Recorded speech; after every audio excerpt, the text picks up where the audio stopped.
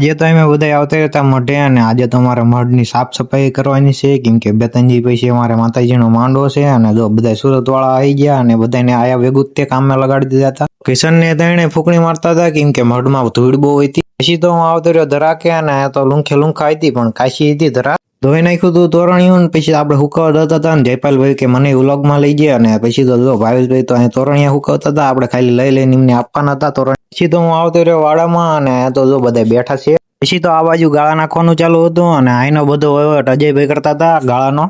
અમે બધા આવતા રહ્યા હતા સામાન એવા કેમ કે આ બધો સામાન અમારે બીજી જગ્યાએ લઈ જવાનો છે કેમ કે જમણવાર બીજી જગ્યાએ રાખ્યો છે. જો આટલો બધો સામાન અમારે લઈ જવાનો. પછી તો રાકેશભાઈ માથે હતો ને ચડાઈ દીધું કટ્ટું અને પછી એમને કીધું જવા દો હાલો. સામાન ને એ બધી વસ્તુનું ધ્યાન રાખતા હતા ભાવેશભાઈ અને આઈનો વહીવટ ભાવેશભાઈ કરતા હતા. અને પછી તો અજયભાઈ લઈને આવ્યા ચા. એમાંય તે પાછા આજે બનાવી હતી અજયભાઈએ ચા અને ચા મસ્ત બનાવી હતી હો ભાઈ. ભાઈ મંદિરની વસ્તુ સાફ કરતા હતા અને ભાવેશભાઈ જો અંદર મંદિર સાફ કરતા હતા ભૂકીવાળા પાણીથી. આપણે ગાભો લઈ લીધો અને પછી તો ભૂકીવાળા પાણીથી આપણે સાફ કરવા માંડ્યા. પોટા ને એવું માતાજીના ભગવાનના પોટા હતા એ આપણે સાફ કરવાના.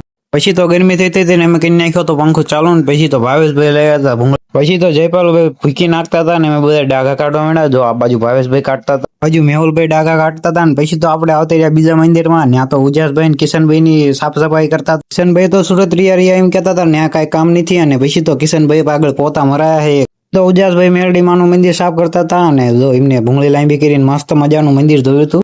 તો કિશનભાઈ ને ચડાયા હતા ઉપર ને આજ તો કિશનભાઈ ને આખો દી નવરાત નથી થવા દીધા, કામ જ કરાયું છે. 2 વાગી ગયા ને પછી તો આપણે આવતા રહ્યા ઘરે. તડકો બહુ પડે છે ને આપણે કઈ નાખ્યો પછી પંખો ચાલુ.